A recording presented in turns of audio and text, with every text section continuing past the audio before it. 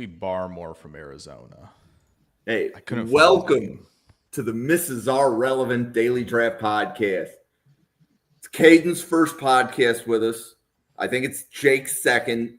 Brian, you're here every Sunday. Yep. Brian, what is the good news after the second week of preseason? Good news, a lot of injuries, so not really good news. And then a lot of penalties, so I don't know. What about you, Jake? What did you get from the game? Which one, though? They're just the Packers? That's like Yeah, one yeah, of the yeah. few I did not see. Oh, okay. I've just seen the highlights and You some of know, the other stuff I read about it. Catching a lot of the rookies right now. We might be entering Ja'Cory Krosky merit season after the news today. Hopefully. So, we are definitely entering Ja'Cory Krosky merit Heck season yeah. after the news today. yes. What did the Packers have a couple of injuries at running back? No, the Commanders are won. shopping Brian Robinson. Mm-hmm. Okay. So- I missed that news. Yeah. And Yeah, that just Caden, came out recently. Caden, what's the good word coming out of Bears preseason? Well, I'm excited about our running backs. Monangai looked really good last week. And we've got a couple of other young guys. I'm excited to see Ian Wheeler tonight. No Tooney, it looks like. No Grady Jarrett, it looks like tonight either against the Bills. So I'm interested to see how the starters play.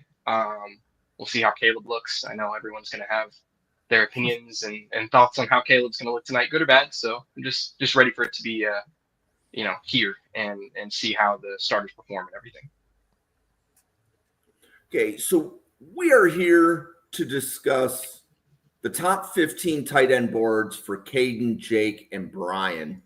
And I'm in the process of building one of the graphics, but overall, Brian, what's your feel for the tight end class as we're coming out of the summer?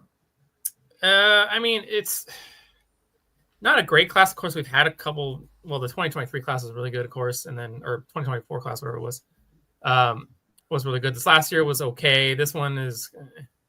I mean, it's kind of like a pick your poison type of thing. Like, what are you looking for in your tight end? What do you like? There's a lot of like split out, like receiving type tight ends. Not much. Some blocking guys, but not a lot of guys who are like good at everything. So it depends on what you're looking for in your tight end.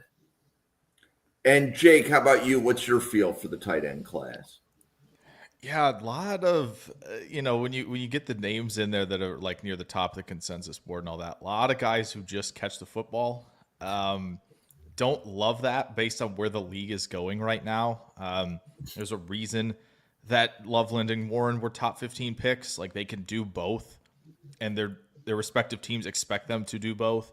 With this, it's kind of like Brian was saying. It's kind of, if you have your inline tight end, cool, let's go look and find, from this big group of kind of split out kind of F tight ends. There's a few at the top that I think could, handle some ancillary stuff, and we'll get there. But it does seem like if you have a set inline guy, you go get that F tight end. If you're looking for kind of like, okay, it's a bad example because it's the Raiders, but we have Brock Bowers, right? Like, and Mayer does the inline stuff. So if you have your like, Kelsey or Bowers, right? Like you feel like you have that receiving tight end. Like, now it's like, okay, go get one of these two guys that kind of have shown enough to this point to block in line. So it's kind of, it's like Brian said, it's kind of pick your poison a little bit, where it's like, might not get the well-rounded stud, at least at this point. Lock and change, but at this point, it's like, if you're not going to get, you're kind of looking for one or the other.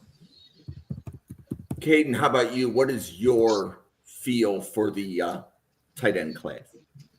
Yeah, I mean, I would agree with what Brian and Jake just said, in that it's kind of a pick your poison type class. And Brian made the point that it's kind of, maybe not as good in terms of at the top as the last couple of classes that have been.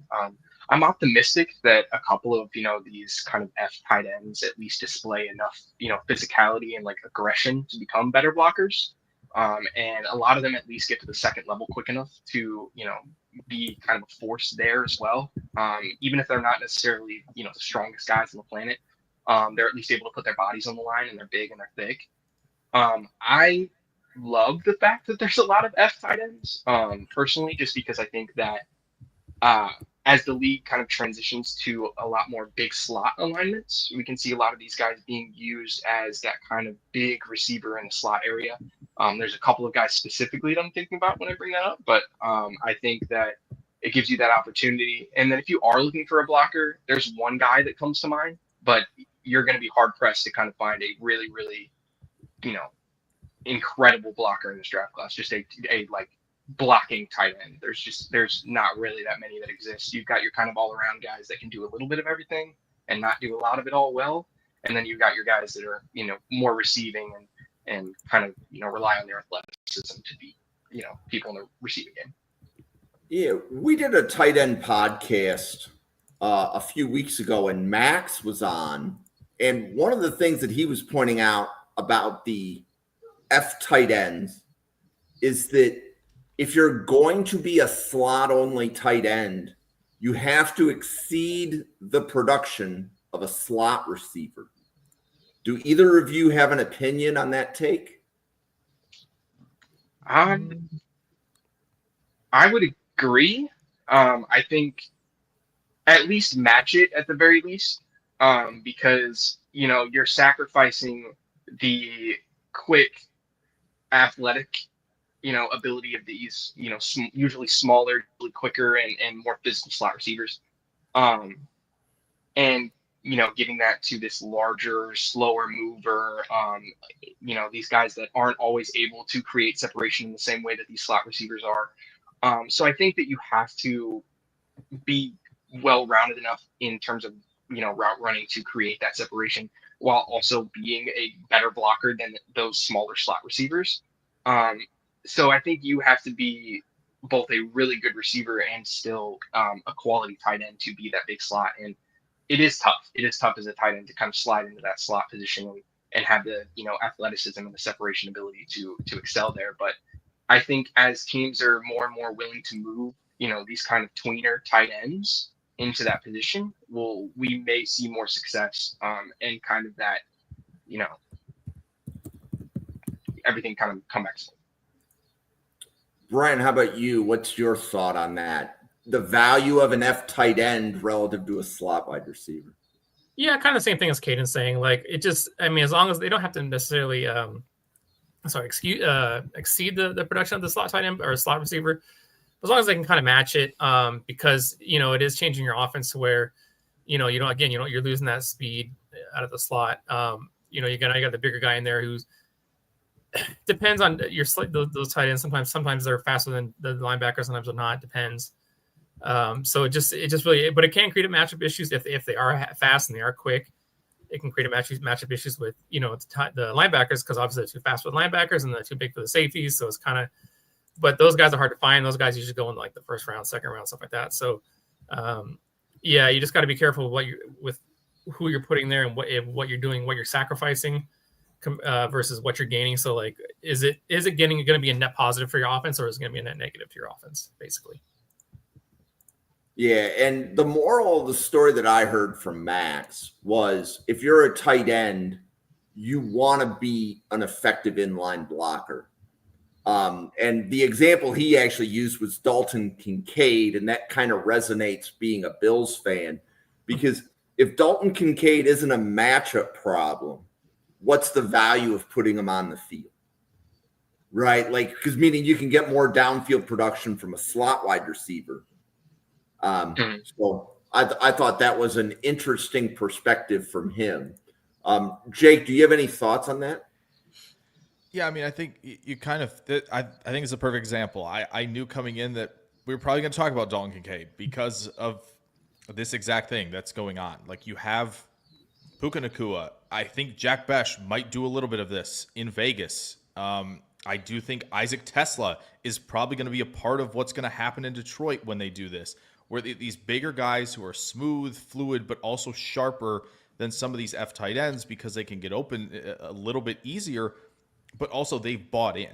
They're going, okay, you need me to insert block? Got it. You need me to take care of the linebacker? Do you need me to down block the end enough so that we can get our guys out in space, the offensive linemen, to create, you know, these massive tunnels for the running backs? Absolutely. So that's the tricky part with some of these F tight ends. It's like, if you still want to get on the field, there is, even if you're transitioning to the sort of big slot role, there is going to be responsibility as a blocker that you have to take on, because otherwise you get into a scenario like Dalton Kincaid, right? You have to be Travis Kelce levels of feel playing the position, right? Just on an otherworldly plane with your quarterback, or be as insanely sharp as Brock Bowers is playing the position to like go, yep, we got you on the field, no problem. Like that's, I think, the biggest thing right now because everybody wants to get back under center. Everybody wants to condense. Everybody wants to get into 12, right? Everybody wants to be almost formationless, where it's like we can get into, this formation or this formation because we have the personnel to handle it. We have a Puka Nacua who can block on the insert, right? We're not changing anything what our offense can do, and we don't have to sub anybody out. And I think that's the challenge these F tight ends are going to have to face coming into the league now. It's like, okay, you be a good receiver, but at some point you still have to buy in to block in some capacity. Okay, everybody here is the same tight end one. It's Max Clare from Ohio State. Everybody here also has the same tight end two, which is Eli Stowers from Vanderbilt. Brian, do you want to kick off and tell us what you like about Max Clare's tight end one? Yeah, because like we were talking about, it's not a great class. I mean, there's a lot of F tight ends, and he's definitely the F tight end, the best F tight end of this class. Yeah, he just moves really well. He moves at times. He kind of moves kind of like a receiver. Purdue kind of used him as almost like a slot receiver at times. He's 6'3", 6'4", something like that, 250-ish or a little less than that. He's got good length. He gives effort as a blocker, but it's not very good. But I mean, that's the thing. At least I look for in tight ends. At least if you're giving effort, so at least you can use that. You can find some ways to improve it. At least at an NFL level, there's something to work with there. He may never be a great blocker, probably never will be. But if you can become like a average-ish to maybe slightly below average, like it's you can work with it. You can work around it. Because he is fast. He's projected, I believe, to run in the 4.5s, low 4.5s, 4.52, something like that. And like I said, he moves at times like a wide receiver. He's just out there running around. You almost think he's a receiver. He's got that deep speed. Like I said, he's really good route runner. He's got some route releases that are really nice. Like I said, like almost like a wide receiver. It's just the blocking thing. That's the only real like I said, the issue. Caden, anything that you'd like to add on Max Clare? I think, Brian, you brought up his release package, and that's probably the biggest thing that I noticed. His ability to have quick releases off the line, but also just like subtly manipulate defenders with his body, especially when like being a chip or like a coming out as an inline guy and hitting the DN and then coming in and getting behind linebacker and safeties. I think his speed is just insane. He's incredibly fast as a tight end, and his separation ability is one of the top in the class. His frame is really great too, like Brian said, 6'4", 250, pretty good frame for that tight end position. I think his catch radius is really nice. I would like him to use his body a little bit better, both as a blocker and also as like in contested catch situations. Sorry. I think he gets he tracks the ball well, but he doesn't really know how to kind of post up on defenders yet and really use his body to out physical players. I noticed that in a lot of contested catch situations, he's kind of allowing the defender into his body a little more than he necessarily needs to.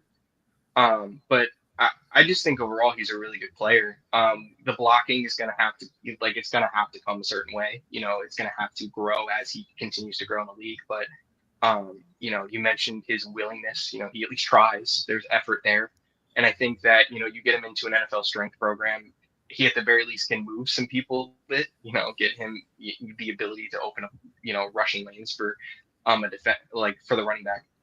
And I think his best trait as a blocker is his ability to get to the second level as a pulling player. He does a great job of navigating kind of that chaos in the middle and finding linebackers and safeties at the second level to really open up lanes. He's not always, putting his hands into these guys and really jarring them physically, but, he's able to get there quickly and then at least put his body in the way to allow his receiver or running back to run right behind him and gain some good yardage. So I love Max Clare. I think he's a great player and, has some room to grow as well this year. So, Jake, you have Claire number 1 and you have Stowers number 2. What do you like about Claire that he's higher than Stowers? I think the foundational frame a little bit more. I think when you get this guy in, as kind of Caden pointed out, like you get him into the NFL weight room, like there's stuff to work with here. He's not 230, right? We're not trying to like build something that we don't have a foundation to build, and so having that frame to play with, like, because yeah, some of the blocking is like a lot of collisions. He's a little out of control. He's a little upright, right? You see the shoulders start to dip a little bit when he's kind of engaged with guys, which I think is when you get an NFL team in there to hone technique, right, to build out that strength and max it out. Like I think he, to me, over the rest of this class, just based on how good the receiving ability is, right? My guy's running jerk routes out there as a tight end. Like what? My goodness, there's no like it's insane. He's throwing rocker steps at the top of his break. Like and we mentioned the release package, right? It's a jab and he's swatting the arms away at guys who are close to him on press. Like the timing is so good there. So yeah, if you can find a way to hone this technique, like even the guys who are good inline blockers, just they have no chance to catch him. The ceiling is super high because that frame is there. Like he moves different, and if you get him to buy in as a blocker, you could be looking at a light version of a Colston Loveland situation here. I think it's very possible to reach that for him. But he's gonna have to buy in, right, as a blocker with that frame. So. And then what is it about Claire that you like him more than Stowers? Go ahead and segue into tight end number 2 there.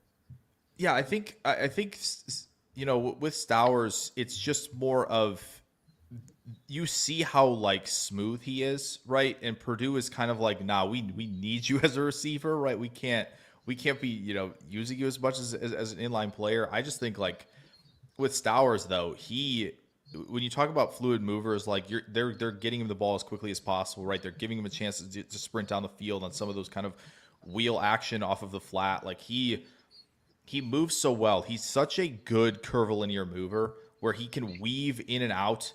When he's in the open field, right? You get him. There's that one rep everybody's showing, which is really good. Of like you got the shovel pass, right? We're going up through, and you just see him maintain the speed as he's transitioning and kind of weaving throughout the field. That is so good. And I think that's the first thing that jumps out to me. And I think the vision's really good. I think he has the ability to set guys up in space. He can follow blockers. He notices where leverage is. Like his ability when he has the football is really fine-tuned. And it's got that effortless nature to it. That's the thing that stood out the most for me for Stowers. So, Caden, how about you? What do you like about Eli Stowers? Oh man, I love Stowers as well. I think his athleticism is the best athlete in this tight end class. It's apparent the moment you turn on the tape. Like Jake brought up the curvilinear, like he maintains his speed so well, but not only that, he gets up to speed so quickly that it's all like we talked about how Claire looks like a receiver. Like Stowers just looks like a weapon. Like he doesn't even have a position. You know what I mean? Like he is so incredibly versatile as well, which I really like. They line him up all over the field. He's lined up as a wing back. He's lined up in the backfield. He's lined up out wide. He's lined up, in line as well. Sometimes, even though they don't do it that very often. Like, I think for him to only be playing the position for 3 years as well, being a former quarterback and transitioning, like this dude is crazy. The ability to go from being a quarterback to now transitioning and being an open field like weapon. It's been awesome to watch. And I think the biggest thing that I see with him too is he thinks like a QB, in that his ability to understand space and where he is in space is incredible. And then Pavia is also this kind of like, I'm going to break the play every time. And when the play breaks down, I'm just going to kind of get wild with it and all of that. But Stowers has that, I'm going to follow you type like play style with him, to where he's always kind of checking Pavia's eyes and reading where he is on the field to kind of move into these zones and sit and then just wait and flash his hands. I think he's one of the best in terms of being able to identify where he is on the field and then move and shift himself to making himself open to the quarterback. And I mean, his ceiling is unfathomable right now. Like if this is the growth that we've seen in 3 years, he really, really, really could be an incredible weapon at the next level. It's just going to be, is he going to want to block or not? because he's not a good blocker, like, at all.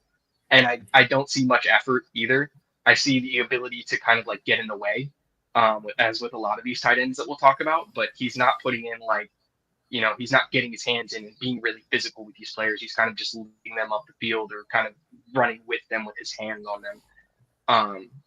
And if he can be any sort of physical in the run game, I think he's truly just a special athlete with the ball in his hands and a special athlete in space that you have to kind of commit to him at some point there.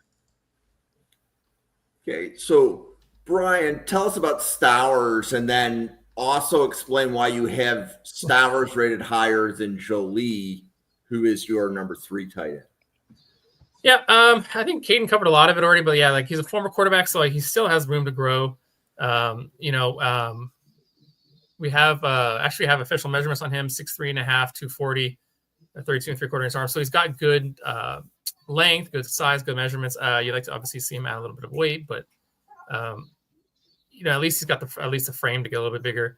But yeah, he does lack power in the field. I've even seen him at times get knocked back by DBs, and you're just like, ugh. But even at least as a blocker, he at least knows where he's going. I've noticed at least he at least hits his landmarks. He can't sustain blocks for crap, but he at least hits his landmark. But he has really good hands. He finds good holes in the zones. He's got good awareness, of course, when Pavia breaks contain, which of course obviously part of that's probably just them having played together in New Mexico, and then him being a former quarterback, so that obviously helps. He shows a really good ability to throttle his speed and stuff. So he'll kind of slow play a guy and then boom, kick off in the second, third gear and just take off. Of course they move him around like you guys said. But yeah, he's good again as it breaks. He moves pretty well. He gets pretty good yak actually too. I've seen at times him get yak with like stiff arming DBs and stuff like that, and at times also trying to juke dudes out. So at least that's something you like seeing. He can do a little bit of both, as far as he'll get you yak and stuff, so you can use him as a weapon. You can move him around. And the thing I've noticed about him though, at least the way Vanderbilt uses him, it reminds me at least a bit of how Georgia used Brock Bowers. So he's kind of like, I kind of see him as a Brock Bowers light, kind of. If he hit his potential, at least he hits his potential, he can be a Brock Bowers light in the league. Sorry, I go to my notes real quick. But as far as Jolly, again, like we've been talking about, another undersized kind of split out type guy. There we go. Yeah, so verified 6'3", 250 with 5'8" inch arm. So good size, good length. Feel like he played lighter this past year. So I think that 250 from the spring, I think he added some bulk because he didn't look like he played at 250 this past year. But he does have a good build, thick build, especially his lower body. He's got a pretty thick lower body for one of these split out type receivers or type tight ends. I mean, they split him, like I said, they split him out a lot, like a real lot. But he did play some inline sometimes, but wasn't really asked to block even when he was, mostly just run routes. And he did get pushed around a lot when he was in line and asked to block. But he's got really good hands. He doesn't really drop the ball. Uses his length to high point the ball. But you will see him on the open field blocking defensive backs, so block those guys. And he can block. He does a good job with that. But he's a pretty smooth athlete. His explosion's kind of like he lacks some explosion, but he's got kind of a good acceleration where he'll kind of slow. What do you call it? It's kind of like that speedy, sneaky speed, I guess you can call it in a way. Sometimes you'll see him kind of take off past guys. But he does play hard. I like that. I even noticed, for example, on a play, there was there was an interception his quarterback threw, and he took off and to chase the defensive back down and tackled him like 50 yards down the field. So that's something that really stood out that I really liked. He's always alert on the field. Always paying attention. I noticed a few times actually, because his offense wasn't very good this past year. There was a number of times that they had fumbled and he was able to just pop in there and grab it. So he saved him a few fumbles. But as a blocker, he does try. So at least obviously that's something that's good. At least I try like that. But he's got some fakes. Not as good as obviously Stowers or Claire, but he shows some stuff he can do. He has a juke. I've noticed him use a juke in the open field. He makes short cut. Shows some sharp cuts. Sorry, on corner routes and stuff like that. But he ran a lot of crossing routes and he did some delayed release and stuff that looked pretty good. But they didn't ask him to run a lot of super specific different kinds of routes. But he'll get some yak physically. He'll drag some defensive backs and stuff like that. It doesn't go down easy. So he's a guy I think you can use in the NFL as like we said, like a split out, tight end 2 type of player. So Jake, you have Oscar Delp at 3, and do you think Oscar Delp is the best inline tight end in the class? Yeah, from the guys that I've seen to this point, I mean, I think the reason he's up this high is simply because of where we are as a league. What are we looking for? Like, I think to me, like Claire and Stowers are tremendously athletic, and as we've kind of pointed out, they have the frames to potentially grow into that. So you're baking in the ceiling a little bit with these two. But with Delp, it's just kind of like, bring your lunch pail, buddy.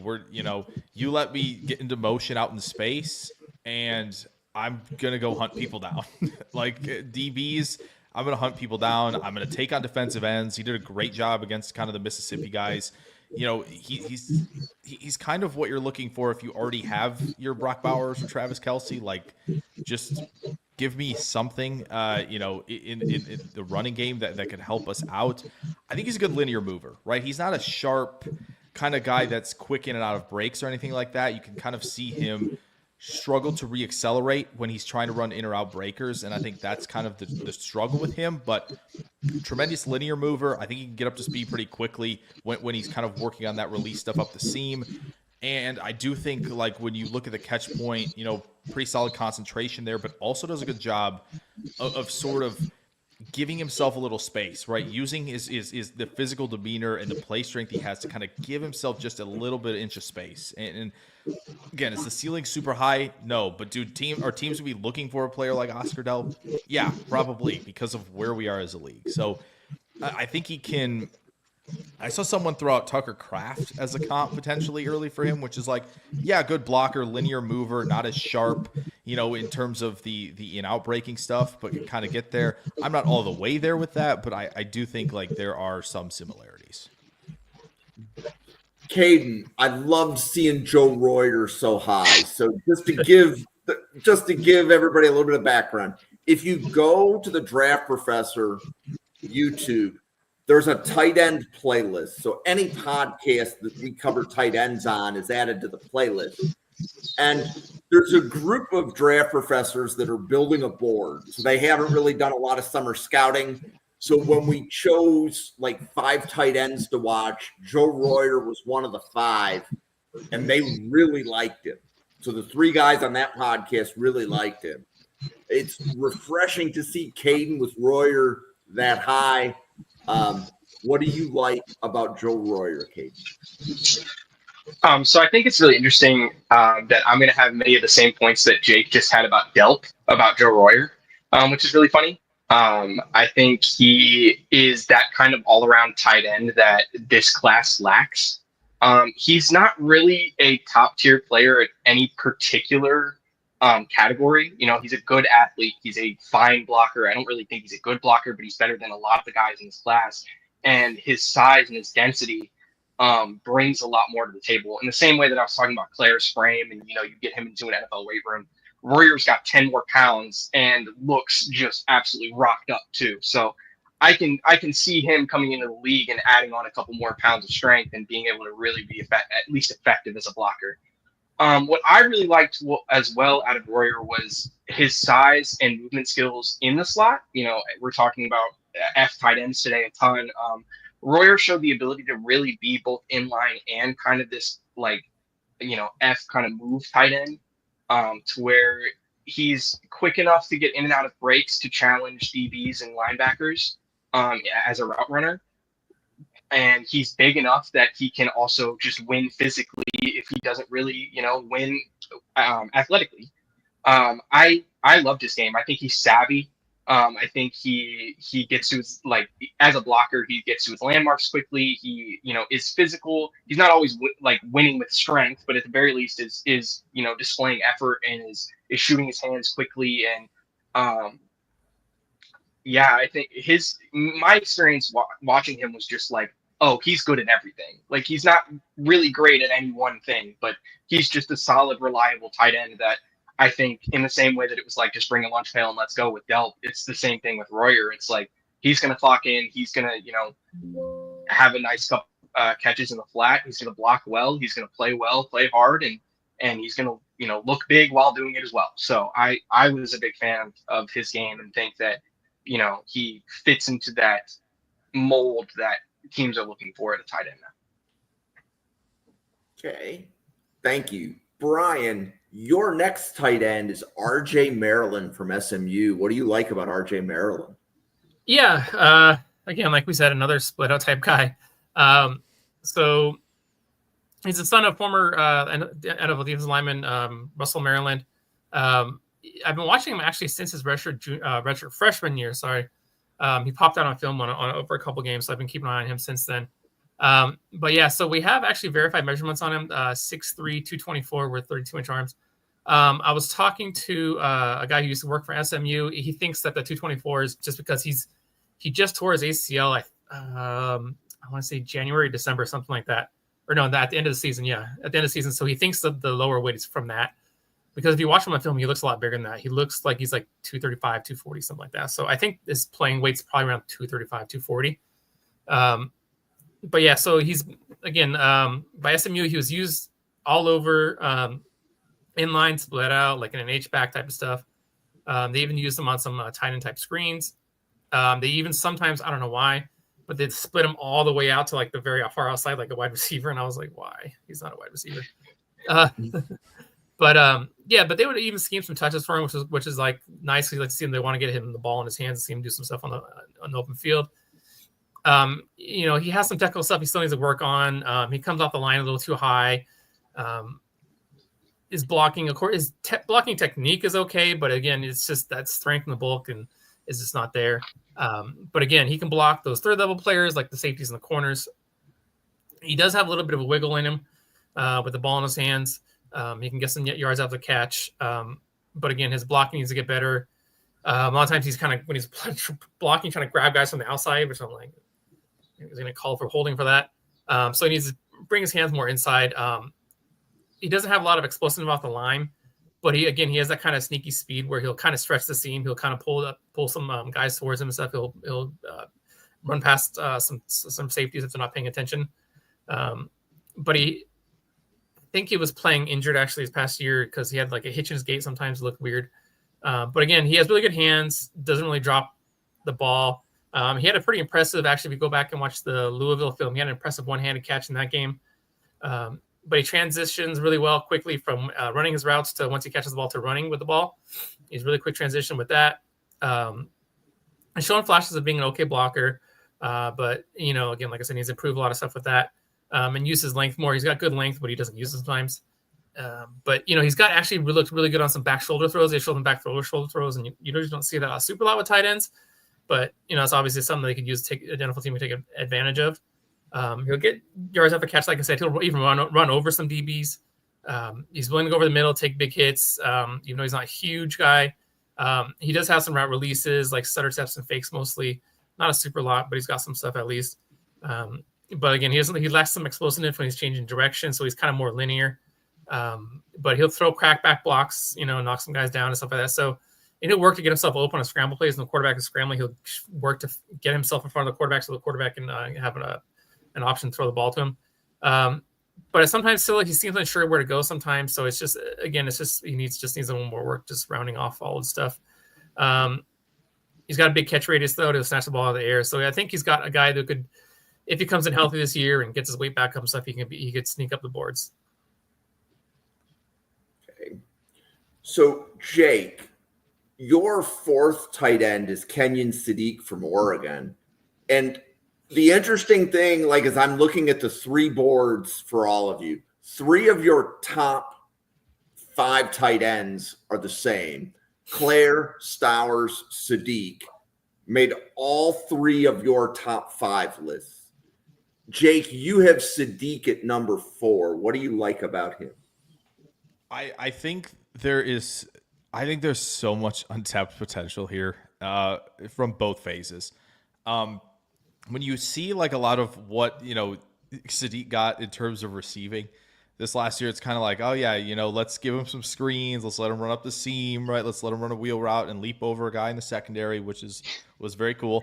But I do think I want to see more of the route tree because I think he is another guy who can be pretty sharp when it comes to movement, but without it making it look like it's laboring.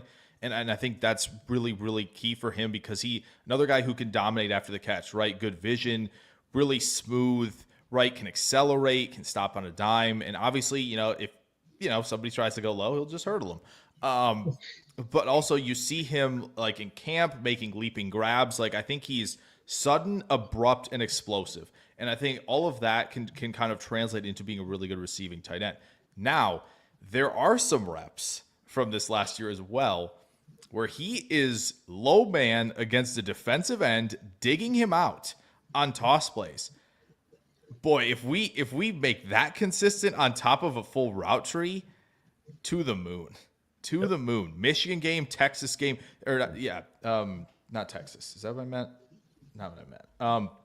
There was another one where he's digging guys out. Like I was utterly surprised after seeing like all of his receptions and then going back and seeing the blocking. I was like, oh, he's just going to get to like, linebackers are going to get him on like a nickel. And then, you see him go insanely good technique in terms of how low he is, low to high, explode through and kind of drive some of these guys backwards.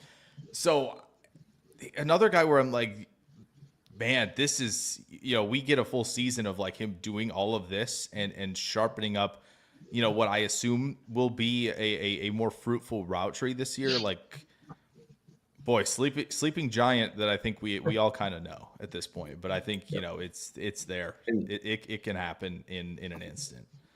Yeah, and Jake, to build on that, so when Devin Jackson was on this podcast last week with Brian, Sadiq may have been the only tight end he had in his top 50. When Newt and Hank podcasted earlier today at 6 p.m., Sadiq was the only tight end that was in one of their top 50. So one had 0 tight ends in the top 50. The other, Sadiq, was the only tight end in the top 50s. So I don't think your take is unique in what you said. Is that I think there's a lot of people that are seeing a ceiling there that they really hope is found. It would not shock me at all if Sadiq is the clear tight end 1 coming, as we head towards April. But I really like the way you covered him. I think he is the consensus one right now. And sorry, it was not Tennessee. It was Illinois. I just kind of tried to block that out. Just didn't want to remember a lot of the things that happened in that game. But yeah, just watching him do that, it's hard not to just kind of jump out your chair and be excited. So yeah. So Ryan Sparks, it's good to see you. So not only was RJ Maryland high on Brian's board, but you saw Joe Royer. So Joe Royer was 8 on one board, 9 on the other, and he was 3 on the other. We covered him before you got here. I don't know if you heard it. So Jack Andrews, so Caden. Jack Andrews is the next tight end. We have to go all the way down to 6th on your board to find a tight end we haven't spoke about yet. But what do you like about Jack Andrews? So with him, it's kind of like he's a very high floor player, in my opinion. It's kind of the opposite of Sadiq that we were just talking about, where it's like if he takes the leap, he's going to be incredible. Andres is, I just think he's a very solid player right now. He runs really, really good routes, gets open with great separation. He knows how to use his body well. I think he has, some quickness in and out of his breaks that gets him that separation as well. I really noticed him when I first turned on Mendoza's tape. This 87 just kept, sticking out to me. I was like, who is this kid? He just continues to get open. He just continues to be like, fed in the flat.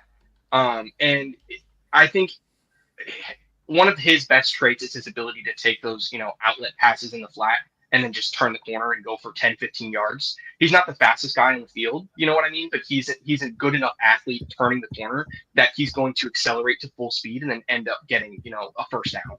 And that type of player is just very valuable to you in your offense. I think he's a fine blocker. He is similar to Royer in that, like, I don't think that he's great, but he's better than a lot of the other guys on this list. So I give him credit for that. He shows effort. He shows intention. And if he can bulk up a little bit as well, that could help. I think he has one of the best opportunities to really put himself on the map this year. Transferring to Texas, having Arch as your QB, and I mean, you look at Gunnar Helm last year, and the year that he had as a tight end. I mean, that tight end is going to be involved in that offense. And I think he's too good of a player to not have an impact. Is the ceiling really high? Probably not, because the athleticism is not, top tier. But, as a tight end too at the next level, yeah, absolutely. I'm 100% in on Jack Hunter. So I just see a solid player who I can rely on. And what more can you ask for at a prospect as well? Okay, so we are 40 minutes into the podcast. We have covered the top 5 tight ends on everybody's board. Brian, if you wanted to call attention to any of the other tight ends, who sticks out to you that you think is either a must-watch or a guy that you've got on your radar here that maybe isn't getting a lot of love? Yeah, it's got to be my guy Benji Gosnell from Virginia Tech. Jake kind of talked about it earlier, but I think he actually is the player that I find comping a little bit more to Tucker Kraft. I think he has some Tucker Kraft to him in his game. He's got a good build. He's got a pretty good filled out frame. Good overall athlete. Decent blocker, not elite though. He is a retro junior, I forgot to mention, so he may or may not come out. He could end up going back. But he's got really quick feet. He lines up all over the place. As a pass blocker, he actually holds up okay. Obviously needs to get better, of course, but again, he's a redshirt junior, so he still has time. He uses his length and stuff. He's got good leaping ability. He'll hype on the ball. Good explosiveness, not elite, but pretty good. Can stop and change direction and explode up the field pretty quick. It is, and the thing that kind of reminds me of Tucker Kraft, he's very physical, like with the ball in his hands. He refuses to go out of bounds. He'd rather just, when he run up the field, like he sees DB or linebacker come, he'd rather just hit them instead of just going out of bounds. And then he hustles on every play. Another thing that kind of reminds me of Kraft. There was a play against Clemson. Well, he ran basically across the field from the side, and clipped, like there was a corner blitzing from one side. He was on this side. He ran all the way across the other side just to clip the corner to keep him from hitting the quarterback, because the quarterback was going out and the corner was blitzing, and he clipped him just barely because he just ran all the way across the field, just hustled his ass over there and got him. But of course he's got some stuff he's got to work on. His balance is a little off sometimes. Sometimes he needs to improve his balance. His head gets a little too far forward and then he loses his balance. But he can gear down and change direction really quickly. I even had to slow down the film to like 0.25 to count the steps. He was doing it in like 2-3 steps, just stop, and he was able to change direction. I was like, dang, that's like a wide receiver. Again, not great speed as far as straight line, which again kind of reminds me of Tucker Kraft. And then they even use him as a personal practice on the quarterback. They would motion him over back into like basically the A gap and just basically protect the quarterback. But he doesn't ask. They didn't ask him a lot of running routes, so that's a lot of thing I'd like to see him improve on, just running more routes and showing him run more routes. Needs to get a little stronger on them. Sometimes I've seen him, linebackers and DBs kind of were able to reroute him a little bit. But again, shows a stutter step release, some jukes, shoulder jukes and stuff like that. I've even seen him work like sideline throws, like a NFL type, where he's getting both of them instead of just one. So he's already practicing on that. His flexibility is pretty decent, not great, but he can throttle up and down with his speed and stuff. So again, like I said, a player to keep an eye on. He kind of reminds me of Tucker Kraft a bit. So, Jake, is there a tight end on your list that you have not had the chance to talk about yet that you think you need to bring the world's attention to? Yeah, let's go the inline route here. Let's talk about Luke Lindenmeyer from Nebraska. Just because, again, we've talked a lot about the receiving tight ends. I think we talk about a guy who, is talked about over the summer, just, working on his game at the catch point, trying to be stronger there, trying to be more acrobatic, be able to adjust to the football a lot more, because we already know what he is in line. You watch him in the Wisconsin game, collapsing lines, pass protection against guys where they're stumbling over because he's just so darn active with his hands. When they get to send it, as I kind of mentioned with Delp, when they get to send him out to the perimeter on stuff, my man just looks so excited to go out there and just smash DB's faces in, which is super exciting. So you get a guy like that who, when he's that good at the line of scrimmage, right, in the run game, people moving as a tight end, it's going to be hard pressed as long as your athleticism checks out, right, and you can show a little bit more production this season as a receiver. But you're probably getting drafted, right? Because as we kind of talked about where the league is going, what you need at tight end, like he is somebody who, if we kind of see the receiving numbers prop up, or you see a highlight here or there of him making an acrobatic catch, you're kind of like, okay, well, we already have the baseline as an inline player. Just, see what happens when you can get him the ball a few more times. Like, maybe throw out a little Tip Ryman action of like somebody who, the Cardinals drafted as an athletic player, be in line. Right, you don't have to do a whole lot in the passing game, but we know what you can do, and that can get you on the field, especially with these teams that are going to love to be in 12 and 13, right? Sometimes where it's like, yeah, we have like I hate to bring them up because we don't want to send all the good players here. Detroit, right? You get Laporta more opportunities out in the passing game. He's gotten better as a blocker, which is awesome. But you get a young guy there like Lindenmeyer. I'm sure Campbell will love to have a player like that. And it, again, frees Laporta up to go win some matchups over the middle of the field. Like, I'm really excited in the rock fight Big Ten with some of these matchups that Nebraska's going to play where it's going to be 16-10. Just being like, well, what should I watch? Watch Lindenmeyer destroy defensive ends and linebackers at the point of attack. It is very fun to watch. And Cade, is there a tight end on your list anywhere that you want to highlight that maybe you don't think is getting enough attention? So I'm gonna go down to the down towards the bottom of my list, and I'm gonna highlight Alex Honig from UConn. This is a guy that I had no idea about until last week when I finally got around to checking Feldman's freak list, and he was on there, and I was like, wow, okay, this guy had 6 catches last year for 59 yards and 3 TDs, and he's on the freak list. Like, there's got to be something that I'm missing here. So turns out, originally this kid's from Germany, then came over to TCU, originally started playing as a quarterback, redshirted that year, then transitioned over to tight end. He's 6'7", 270 pounds. He is just massive on the football field, just an absolute monster. And they use him like a 6th offensive lineman. Like, this dude just blocks. That is all that this guy does. And in a class where you have almost no tight ends that are in line blocking guys, Honig is that guy that, I mean, they're talking, like, there have been, talks of him transitioning and bulking up to be an offensive tackle. He's that good as a blocker. Like, he's literally just an incredible inline presence. To kind of go into that, I think he's incredibly limited as a receiver. His only targets really come in the red zone, but he is just a monster and knows how to use his body. That in the red zone, he's an absolute weapon.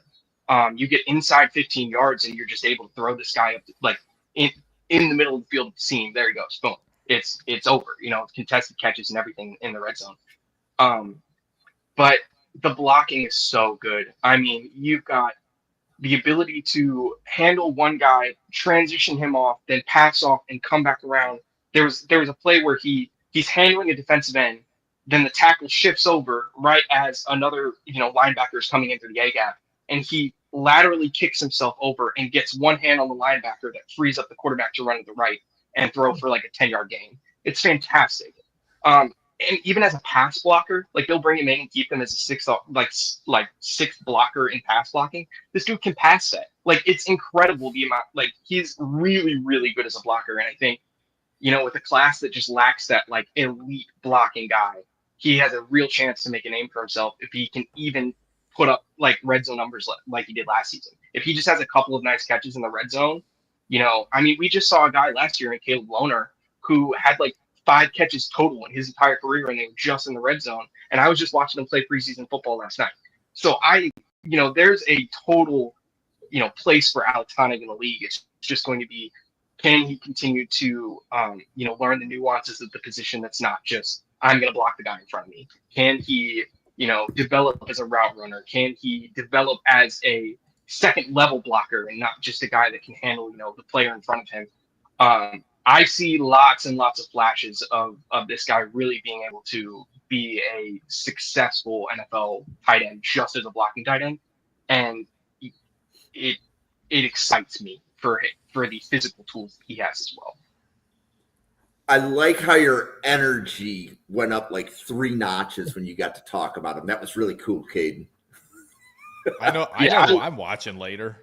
Yeah, no question. I can't wait to kid. see this. I can't wait. I love this kid. The UNC game, the bowl game against UNC was the first game that I watched, and I mean, it's like pure blocking dominance. He's able to just handle multiple different, and even like blitzing defenders and big DNs and crashing linebackers that are blitzing from the middle. Like, I was very impressed as one of the last guys that I watched after watching all of these F tight ends that don't block at all and really struggle to kind of have that physicality to them.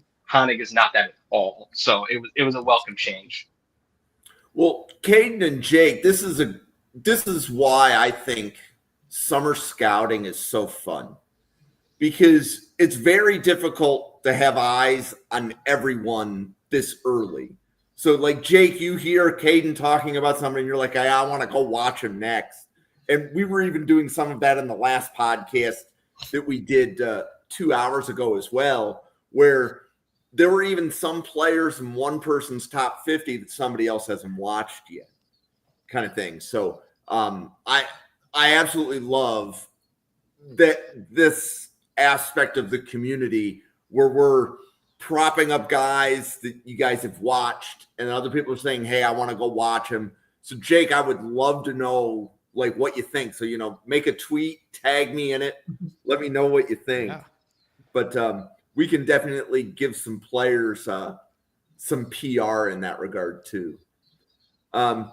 Jake, do you want to take a minute, introduce yourself, let Ryan Sparks and Home Squad Sports know who you are and how they can find your draft content? Do we have time for another question before that? Always. Real quick. Oh, sure. We'll have time for questions when we're done. Oh, okay. All right, cool. Yeah, so I'm Jake Shavink. Do a lot of draft work, do a lot of kind of rookie, young player film work on YouTube as well. Jake NFL Draft will probably lead you there. It's been an easier way for people to find it.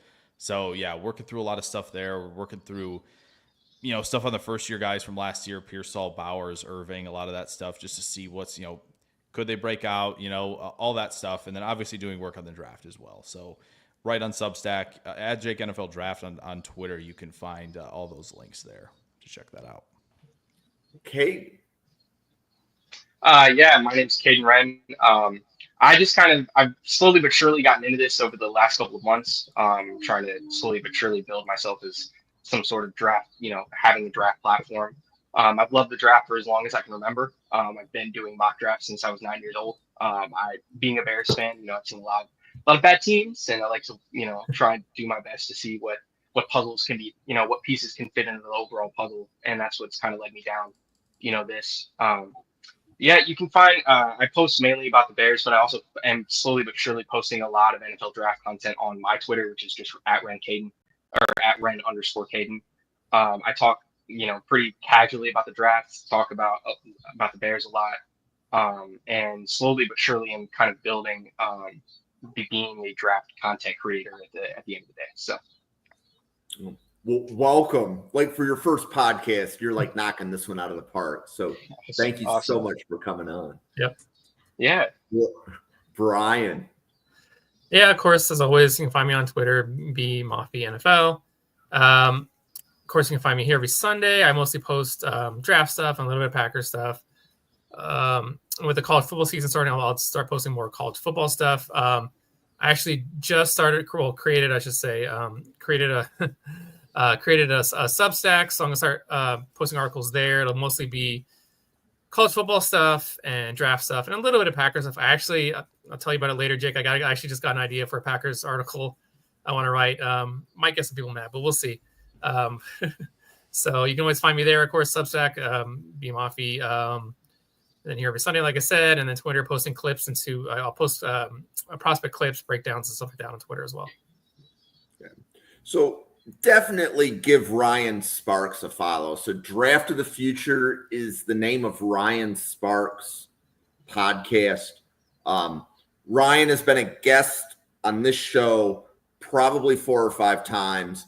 He just started his own draft podcast as well. So definitely a good follow. Want to give a shout out Home Squad Sports. That's Daniel is the name behind this account. There's also Dalton at Home Squad. They both podcast with Draft Professor on Mondays. So they're worth a follow. And I think I got everybody in the chat. The channel has draft content every day. This week, we're going to be at 2 podcasts every day. Monday, Illinois team preview, followed by the top 5 SEC wide receivers. Tuesday, we're covering it's the Kansas State, Iowa State Week 0 games. We're going to preview that, discuss the players in the draft there. Wednesday, we're doing a podcast on Wednesday for all the players on a top 25 team where we haven't previewed the top 25 team. So that's like SMU, Tennessee, Ole Miss, Kansas State, Iowa State. I think we're the 5 teams in the top 25 that we did not do a specific team preview for. And then Thursday, this is a good one. Thursday, EJ went and found some first-year starters. So he is going to call them his sleepers. And we've given the list to 2 other draft professors who are they're watching the same list this week. So when EJ presents the sleeper, they're going to buy or sell the sleeper. So that should be interesting. Wednesday and Thursday, big podcast as well. We're doing a watch list podcast this week. So that's Travis May from A to Z Sports, Sam Teets, Bill Sparks, Randall Slifer are each going to podcast who is in their top 150. So 4 people each podcast their top 150. I'm expecting that to cover 250 to 300 players. So if you're trying to figure out who should I be watching next, Yeah. that one, the podcast on Wednesday and Thursday should give a relatively good list of who different people are looking at. Because I already know that Sam Teets' board is really different than Bill Sparks. I've seen portions of Travis's already, and I could tell it was different than Sam's and Bill's. So, like, there's for example, like the wide receiver board, like there were names in it that I didn't even have on the simulator. Right? So it just goes to show that the more we collaborate, the more we can learn from each other. So that's what's coming up this week. Daily draft content. If you are watching this on YouTube, hitting that subscribe is the best thank you can give. That being said, Jake, you had a question. You want to talk tight ends a little bit more? Yeah, I was just wondering. I would say non-Kenyan Sadiq edition is who do you think rises up your list? Would you say by like one player who could rise up your board? Not counting Sadiq. Yes, not counting Sadiq, who could get to number 1, who's the consensus one. One that guy just who could. That just ruins it, Jake. Yeah, well, everybody might say that, so that's why I didn't want to. I didn't want to go there. I got a great one. Go ahead. Brett Norfleet, Missouri. I think that physical profile and the traits that he displayed pre-injuries are phenomenal. And exactly what you want from a modern NFL tight end. You want to talk about inline play while also being a receiver? Norfleet's got it. Problem is he's a true junior this year, and he's also just had a slew of different injuries over the course of his career. So I factor those things into, evaluating him. But just looking at the physical profile and the athletic profile, truly I think that Norfleet could just ascend if he has the right situation and the quarterback. Now, do I think that Missouri is going to provide that for him? Probably not. But I think that he's got the physical ability to rise up very quickly on my list. Yeah, Bill Sparks is a big Northleaf guy. Yes. Yeah, Talks about him all the time. we've talked about it a couple of times too. I bet. Bill and I have gone back and forth about that. It's great. Well, I bet. Just trying to think. I think one guy to keep an eye on, Matt Lauder from Boise State. Of course, he got kind of nobody noticed him basically last year because everybody was watching GT. But yeah, he's really good too. Actually, we even got some verified measurements on him too. So I mean, that means NFL's like got eyes on him and stuff like that.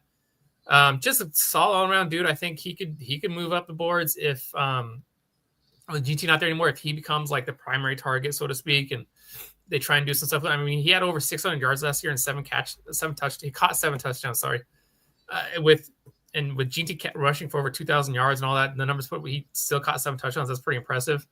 Especially since their quarterbacks, Madsen he's okay. He's an okay college quarterback, but he's nothing special. So yeah, just a guy to keep an eye on. I think he could really develop this year, and he's a senior. So I have him like a day 3 grade on, I think I'm right now, but yeah, he could sneak into day 2, I think. Was he on your top 15?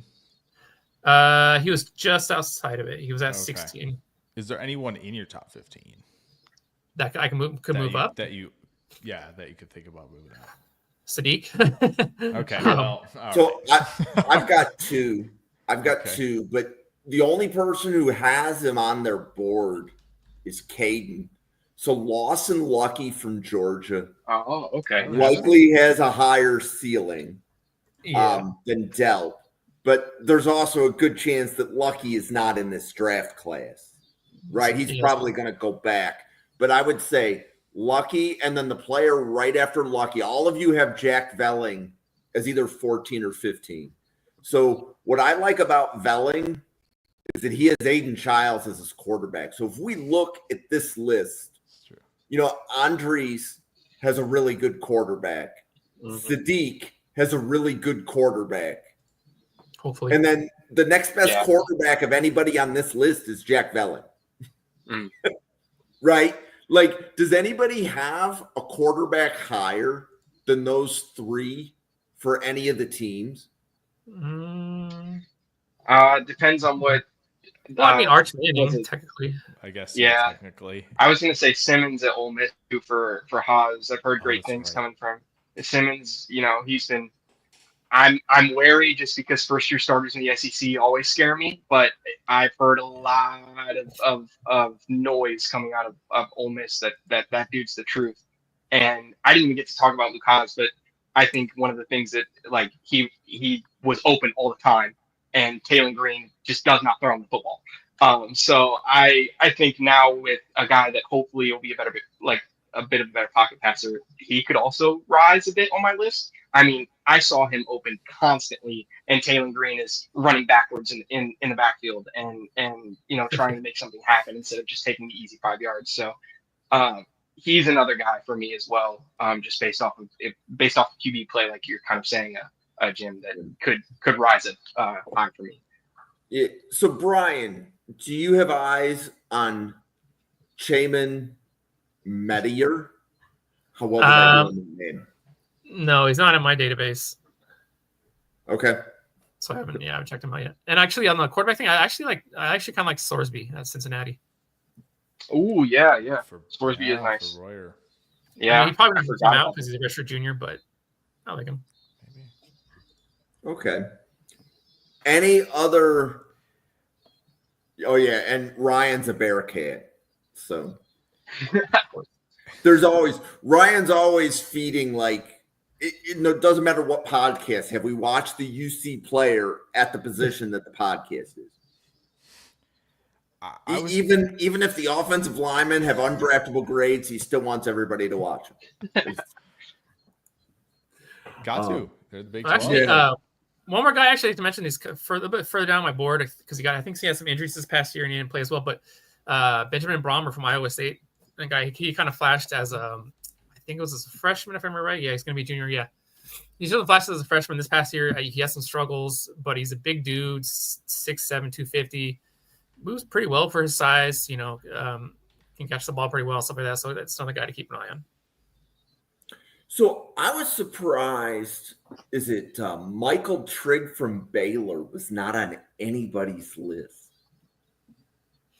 Yeah, I've been meaning to get around and watching some Baylor tape, and just he missed out. I ended up watching 17 tight ends so far, and Trigg is on my watch list currently as well, and is actually like one of the next guys that we'll be watching. So I've heard good things. Hopefully the tape kind of supplements the thoughts that I've heard. Okay. So yeah, and we're at that time of year. Not everybody's watched everybody. I get it. So, well, we are going to close this down after 65 minutes. So for Jake, Brian, Caden, myself, the 88 podcasters at the Draft Professor, thank you so much for watching, everybody. Enjoy your weekend, and we'll see you on a podcast again tomorrow night. Thank you, everybody. See you.